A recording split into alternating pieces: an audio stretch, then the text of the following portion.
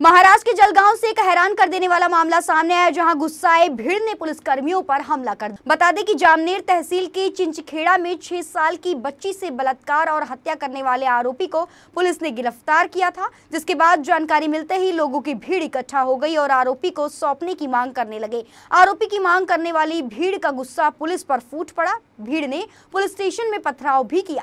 घटना में कई पुलिसकर्मी घायल हो गए। मामला बिगड़ता देख वहां मौके पर मौजूद पुलिसकर्मियों ने हालात पर काबू पाने के लिए लाठीचार्ज भी किया। बता दें कि 10 दिन पहले जामनेर तहसील में एक 6 साल की मासूम बच्ची की एक आरोपी ने बेरहमी से हत्या कर दी थी और वह मौके से फरार हो गया था, जिसको लेकर पुलिस लगातार तलाश कर रही थी।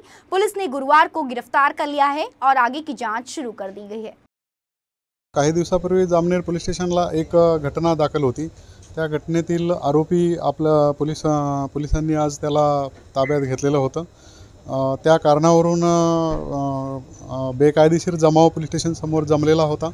तर त्यांना पोलिसांनी भरपूर समजावले की जे कायदेशीर कारवाई आहे ती होणार आहे, तुम्ही कायदा हातात घ्यायचे काय कारण नाही।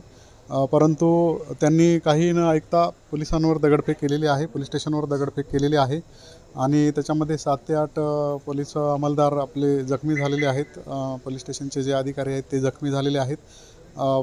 तात्काळ माननीय पोलीस अधीक्षक, अपर पोलीस अधीक्षक चाळीसगाव आणि इतर अधिकारी तात्काळ पोहोचून त्यांनी परिस्थिती नियंत्रणात आणलेली आहे आणि आता तिथं परिस्थिती शांततापूर्ण आहे।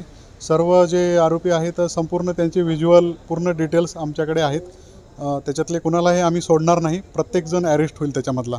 ताब्यात घ्यायला सुरुवात केलेला आहे, सर्व ताब्यात घेतले जातील। ज्यांनी दगडफेक केलेली संपूर्ण सगळे ताब्यात घेतले जातील।